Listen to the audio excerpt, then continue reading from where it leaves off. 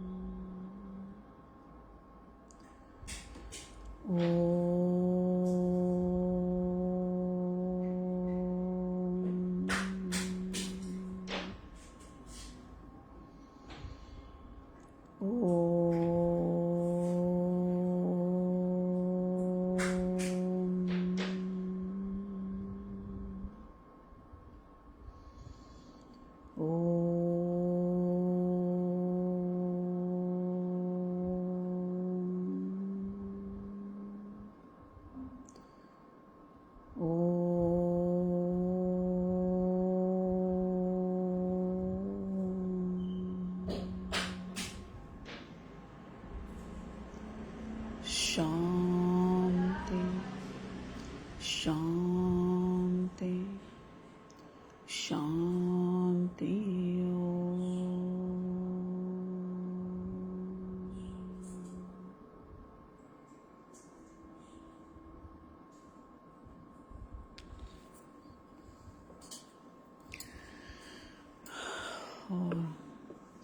Thank you, thank you God, thank you God, thank you God, thank you God, thank you God, thank you God, thank you God, thank you God, thank you God, thank you God, thank you God, thank you, thank you, thank you, thank you, thank you, शुक्रिया, धन्यवाद।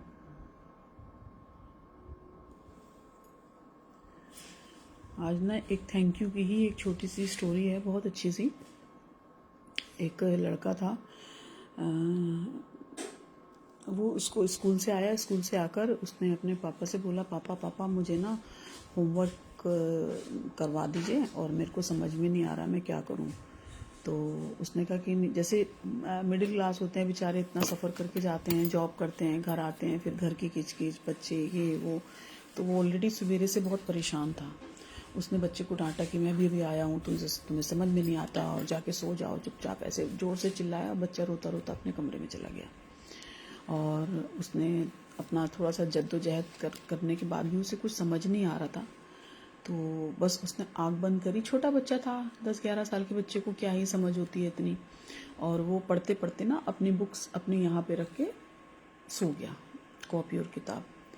अब उसके पापा को ये लगा कि थोड़ा सा जब नॉर्मल हुआ कि बच्चे ने कुछ बोला था, मुझे ऐसे नहीं करना चाहिए, चलो मैं इसे इसका होमवर्क करा देता हूँ। तो वो गया तो बच्चा सो चुका था और उसकी किताब उसके यहाँ पर रखी हुई थी।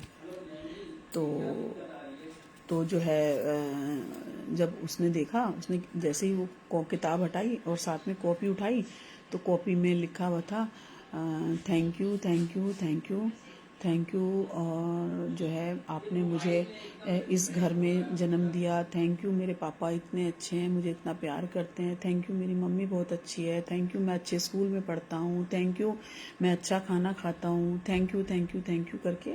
और उसने बस ये शब्द देखे और उसके बाद जो है उसके पापा ने जब ये शब्द पढ़े तो उसको बहुत रियलाइज़ हुआ कि मेरा बच्चा इतनी छोटी एज में इतना समझदार है। तो फिर उसको ये लगा कि मुझे भी भगवान को थैंक यू बोलना चाहिए कि जितना मैं कमा रहा हूँ शायद मेरे जितना मेरे साथ के पढ़े हुए भी नहीं कमा रहे। तो थैंक यू उस गॉड को जिसने मुझे, मतलब पहले मेरे माता पिता को थैंक यू, फिर मेरे को मेरे परिवार है, कुछ लोगों के परिवार भी नहीं है तो मेरा परिवार है उसके लिए थैंक यू, मेरे पास 2 बच्चे हैं उसके लिए थैंक यू, मैं आज इतना कमा पा रहा हूँ जितना बाकी लोग नहीं कमा पा रहे, तो थैंक यू उस चीज़ के लिए भी।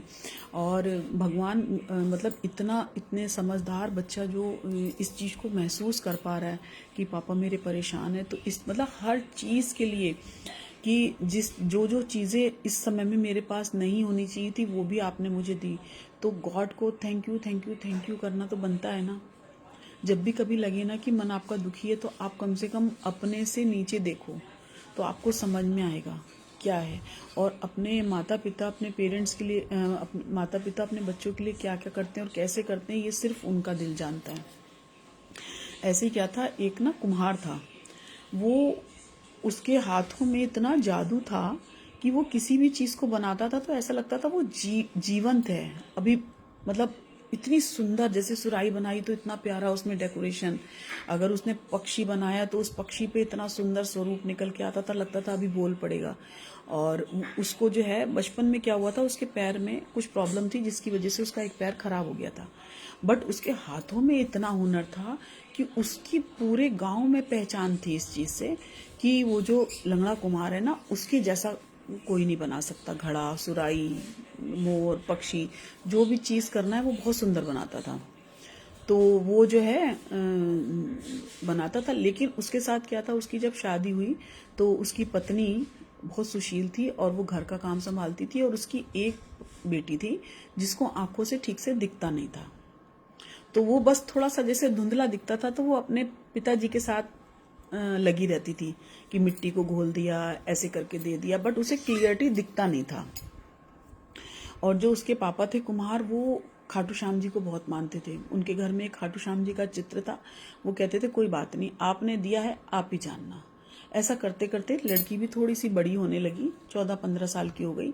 तो वहाँ का जो राजा था, उस राजा की लड़की की शादी तय हुई और उनको बहुत सारे घड़े और डेकोरेशन की ज़रूरत थी। पहले क्या होता था, मिट्टी के पात्र ही बहुत चलते थे, तो उन्होंने सबने बताया कि वहाँ पे एक कुम्हार है, वो बहुत अच्छा कारीगर है और उसके हाथों में बहुत जादुई चमत्कारी चीज़ें हैं जिससे वो बहुत सुंदर चीज़ें बनाता है।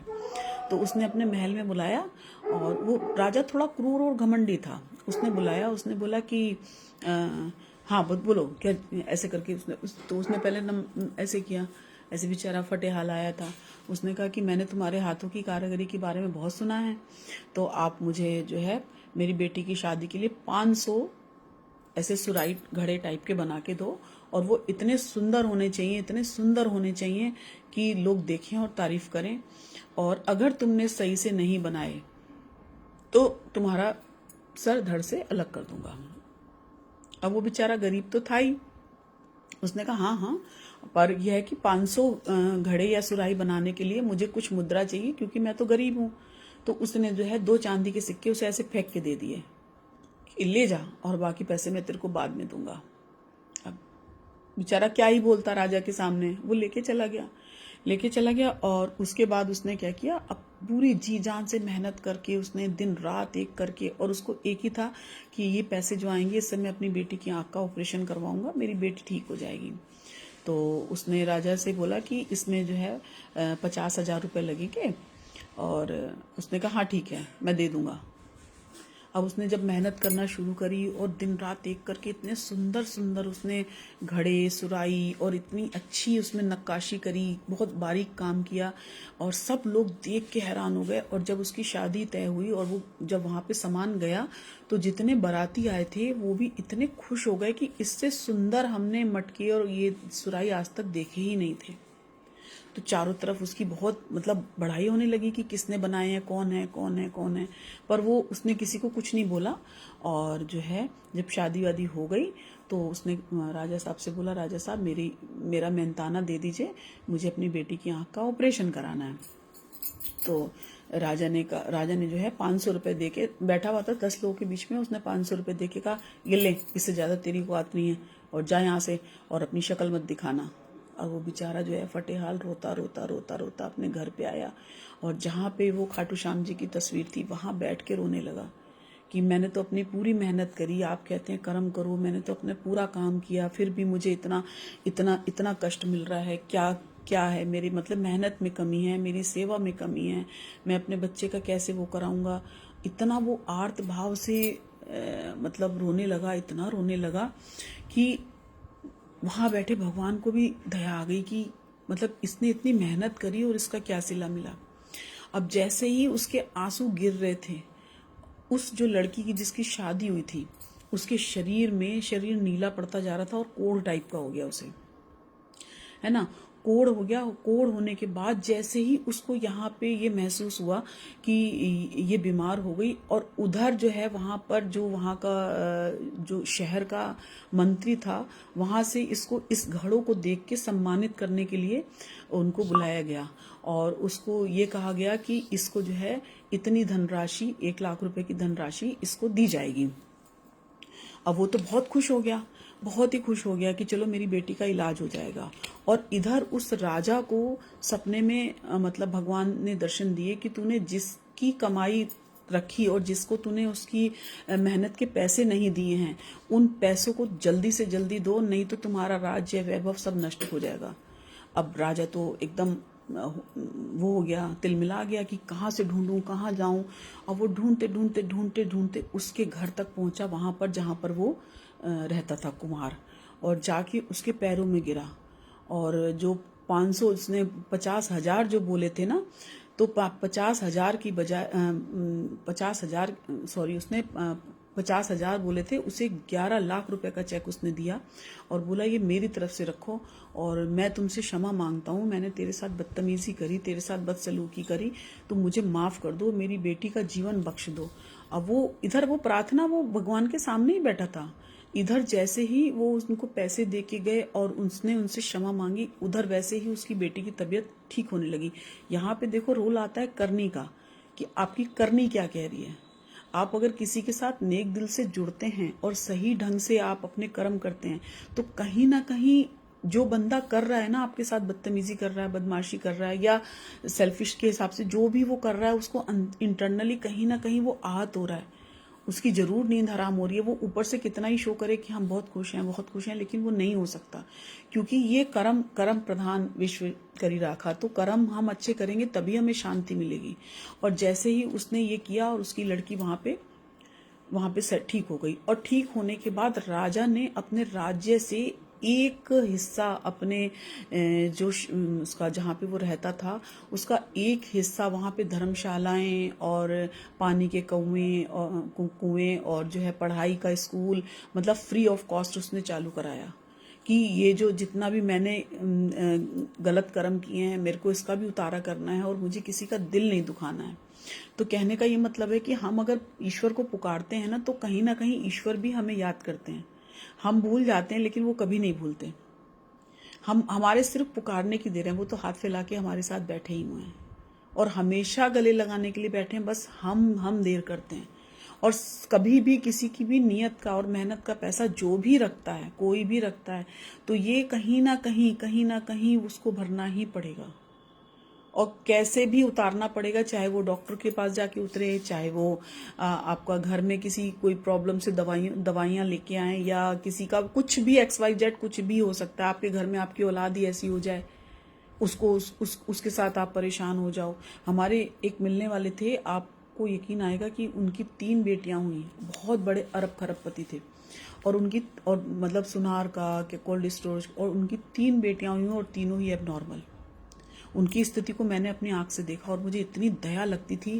तीनों लड़कियां और तीनों ही इस तरह से, मुझे इतना अफसोस होता था उन्हें देख के कि मतलब जब तक ये लाइफ इनकी जिंदा है, उनको कैसे कितना संघर्ष पल पल, उनके बच्चों का तो जो है सो है, लेकिन उनके साथ जो उनके माता पिता, उनको कितना सफर करना पड़ता है। ये जिस दिन समझ में आ जाएगा ना कि गलत करने का असर कहीं ना कहीं किसी न किसी रूप में आपको कुछ और तो रहेगा अंदर से हर पल हम भगवान का नाम भी लेना चाहेंगे तो नहीं ले पाएंगे, क्योंकि हमारा बच्चा हमारी आंखों के सामने रो रहा है, वो परेशानी में है, वो किसी बीमारी से ग्रस्त है या किसी गलत रास्ते पे निकल गया। आप कर सकते हैं पूजा? नहीं कर सकते। इसीलिए हमारे पापा हमेशा कहते थे कम खाओ गम खाओ, लेकिन कभी एक तो उधार ना लें, दूसरा किसी मेहनत से हमें कभी डरना नहीं चाहिए कि हम जो मेहनत कर रहे हैं हम करते रहें। भले कभी कभी क्या होता है कि फल हमें देर से मिलता है, पर मिलेगा। आप अपने कर्म करते रहें। कोई आपको नहीं देख रहा, नहीं पूछ रहा, कोई बात नहीं। आपको तो तसल्ली है कि आपने अपना काम किया। हम जो भी कर्म कर रहे हैं, मैं बार बार कह रही हूँ, अपने लिए परोस रहे हैं। ये थाली हम अपने लिए बना रहे हैं। जो परोसेंगे वही हमें आगे सर्व होगा। हम चाहते हैं हमें इज्जत मिले, लेकिन हम देते नहीं हैं। हम चाहते हैं हम दूसरों को प्यार दें, प्यार हमें सब करें, लेकिन हम किसी को ना करें, तो ऐसा नहीं होता है। तो पहला कदम आप बढ़ा लें। क्या हो गया? भगवान ने दे दिया ना हमें, 5 तत्व से शरीर बना है। हम किसी भी एक चीज की भी अभी हम उधारी नहीं उतार पाए हैं। भगवान एक बार ये कह दें बस आज हमारा सांस देने का मन नहीं, हम 2 दिन बाद देंगे, देख लो क्या होगा। सबको पता है क्या होगा। तो हमें जो भी कर्म करने हैं बहुत अच्छे से करने हैं, सोच समझ के करने हैं, किसी को हर्ट नहीं करना है। और रात में कम से कम हम एक बार तो एनालाइज करें कि हमने क्या ऐसा किया है। और ये प्रयास भी ईश्वर की तरफ से ही एक आज्ञा हुई है माता रानी की कि हम विश्व शांति के लिए ये छोटा सा प्रयास करें। जब तक कर पाएंगे, भगवान करवाएंगे, हम जरूर करेंगे। तो आज मंगलवार है, एक छोटा सा भजन है हनुमान जी का। मुझे भजन का शौक है, तो इसलिए मुझे लगता है कि मैं अपना भी पूरा कर लूं और दूसरों को भी थोड़ा अच्छा लगे तो अच्छा लगेगा, है ना।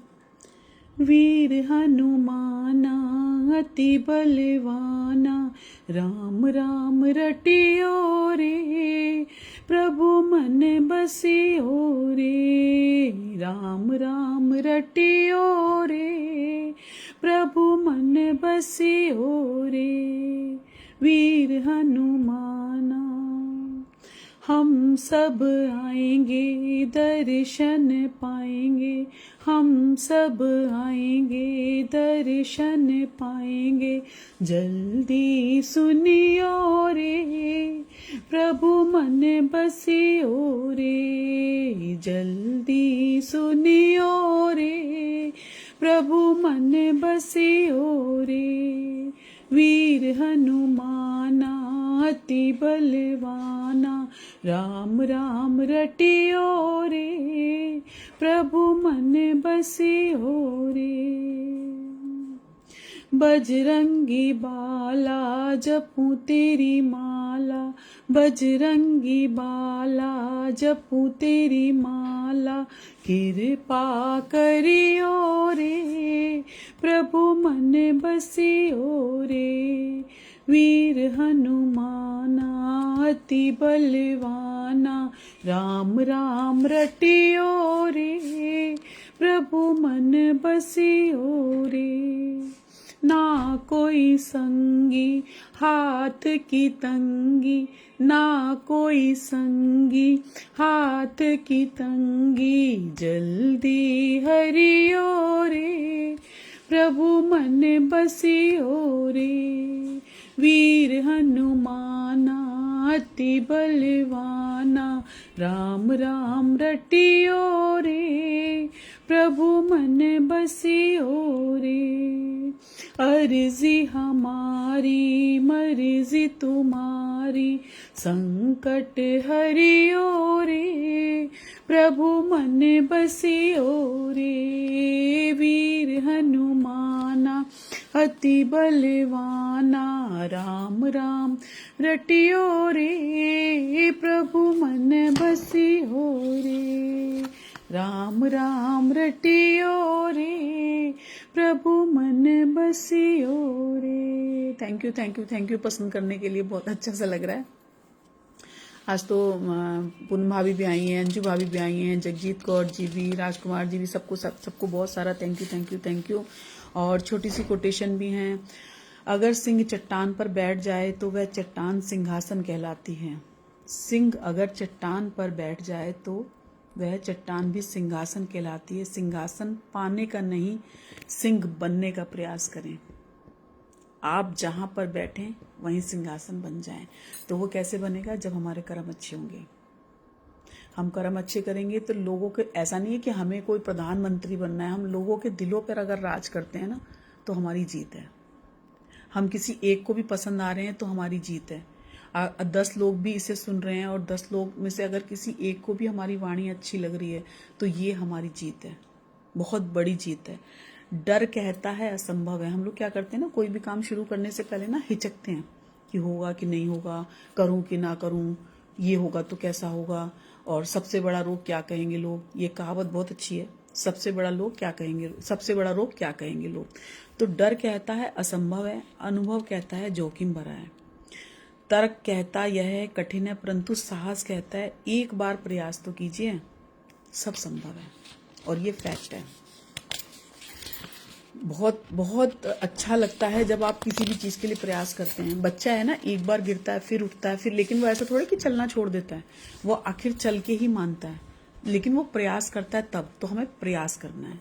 गुस्सा करने से अच्छा होता है, जो गुस्सा दूसरों को तकलीफ देता है ना, जो गुस्सा दूसरों को तकलीफ देता है तो शांति से वहां से निकल जाएं और भगवान जी के पास, जिसको भी आप मानते हैं, वहां बैठकर थोड़ा सा रो लें और उनसे बातें करें।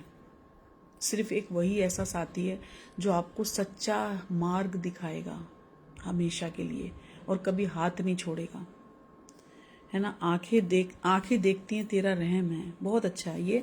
आंखें देखती हैं तेरा रहम है, सांसें चलती हैं तेरा रहम है, कारोबार चलता है तेरा रहम है, मैं करता हूं मैंने किया ये मेरा वहम है, करता है तू मेरा नाम हो रहा है, मेरा आपकी कृपा से सब काम हो रहा है। और हम सोचते हैं करते हो तुम कन्हैया मेरा नाम हो रहा है, मेरा आपकी कृपा से सब काम हो रहा है। तमन्नाओं से होते नहीं फैसले मुकद्दर की, कोशिश लाख सही मगर तकदीर भी एक चीज़ है। आप अपने कर्म करते रहें। कभी कभी ऐसा होता है कि हमें उस समय वो चीज़ नहीं मिल पाती जो हम चाह रहे हैं, लेकिन कहीं ना कहीं वो संचित हो रही है, वो मिलेगी जरूर, अवश्य ही मिलेगी।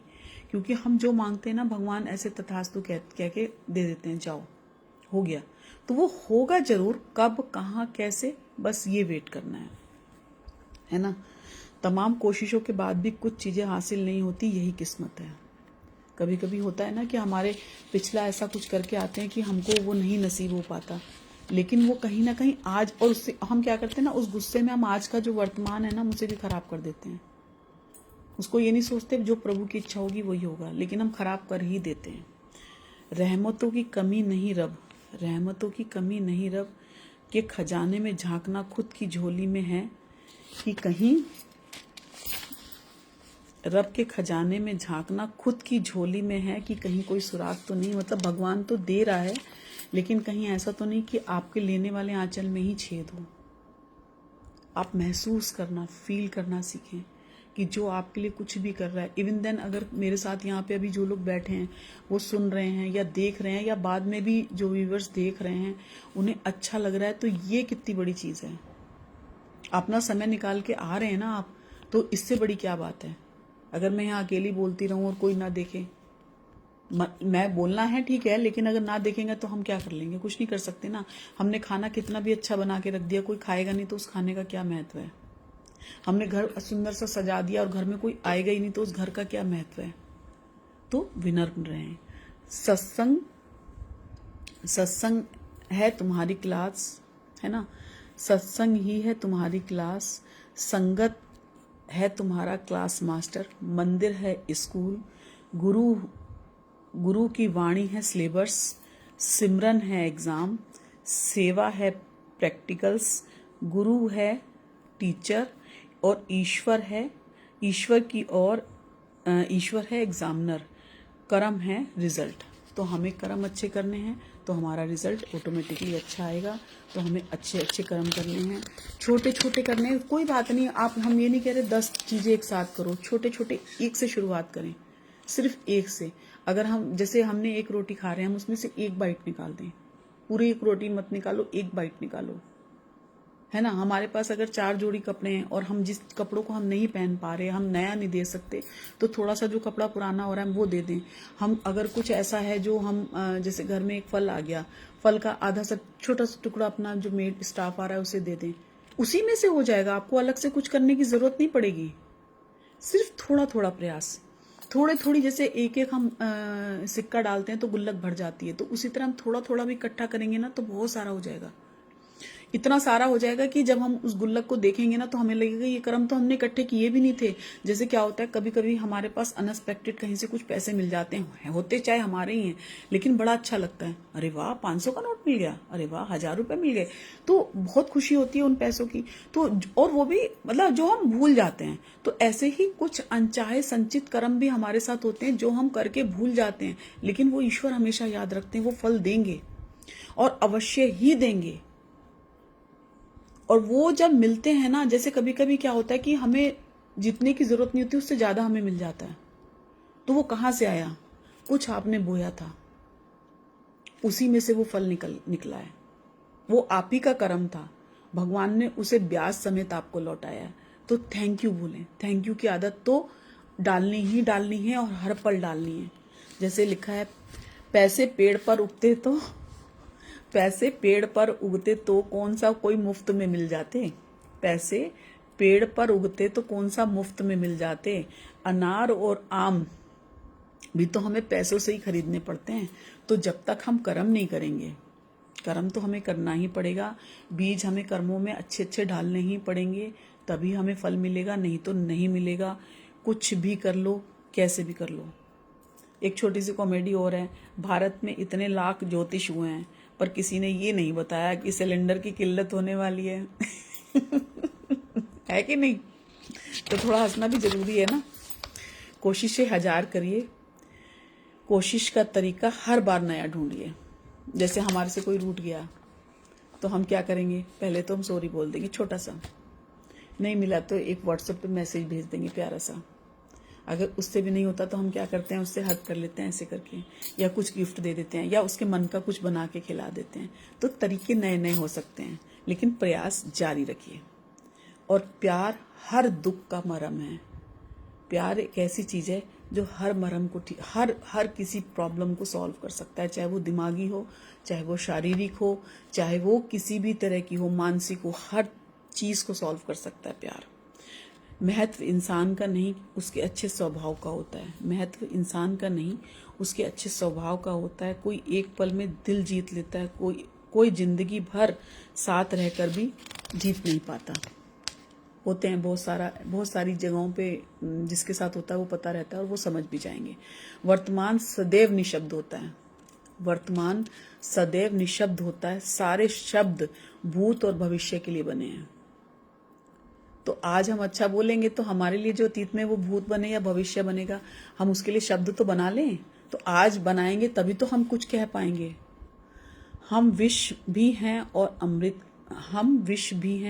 अमृत का स्वाद भी हमारे व्यवहार के ऊपर ही निर्भर करता है कि हम विष बरसा रहे हैं या अमृत।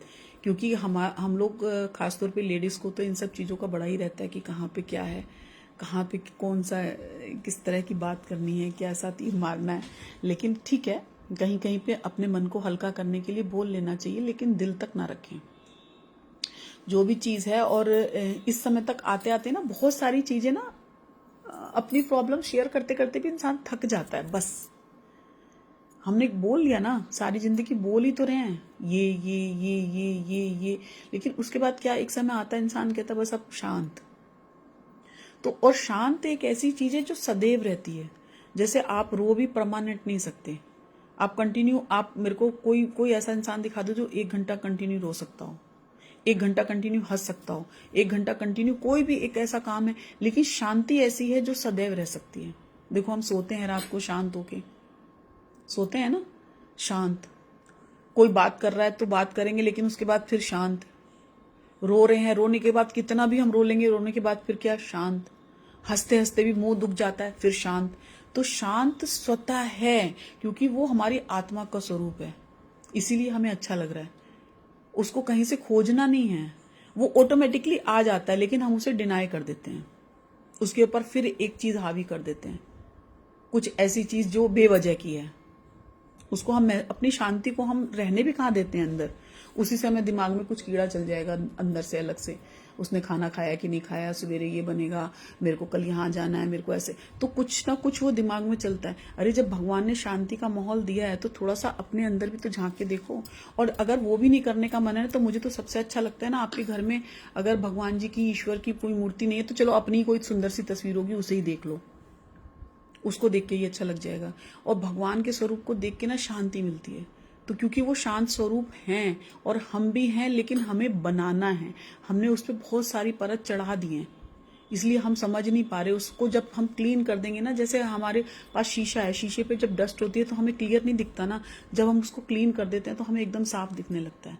तो उसी तरह हमारे मन पर भी जो डस्ट जम गई है, हम उसे क्लीन कर देंगे तो हमें बिल्कुल साफ दिखने लगेगा। और जब साफ दिखेगा तो हमारे में और परमात्मा में कोई भेद ही नहीं रह जाएगा। वो एक ही है, मैं वो हूं, वो मैं, मतलब एक ही रहता है, या तू या मैं। तो जब हम वो छोड़ देंगे, तू ही तू है, तो मैं अपने आप खत्म हो जाएगा। तो उसको देखते रहें, निहारते रहें, उनसे बात करते रहें, तो आपको स्वतः ही आनंद आने लग जाएगा। करके देखें, अच्छा लगे तो करें, नहीं लगे तो मत करें। और ये तो खैर जो ओम का उच्चारण चल रहा है, ये तो विश्व शांति के लिए, और इससे हमको भी तो मिल ही रहा है ना कुछ। बहुत सारे लोगों का एक ही आता है कि हमारे काम भी हो रहे हैं, ओम के जो भी स्पेशल फरमाइश करते हैं कि हमारे लिए करिए। और सबसे अच्छा है कि एक नींद की मेडिसिन छूट रही हैं लोगों की, कि हम नींद की गोली नहीं ले रहे, हमें बहुत अच्छी नींद आ रही है। तो और क्या चाहिए। अगर किसी को अच्छी नींद आ रही है तो सबसे बड़ा भगवान का आशीर्वाद है कि हम सो पा रहे हैं। लोग सोने के लिए कितना परेशान है, कितना बेचैन है ना। तो थैंक यू। आयुषी भी आ गई हैं, अनु चीचरा भी आ गई हैं, और बहुत सारे लोग हैं, और सभी को बहुत बहुत थैंक यू।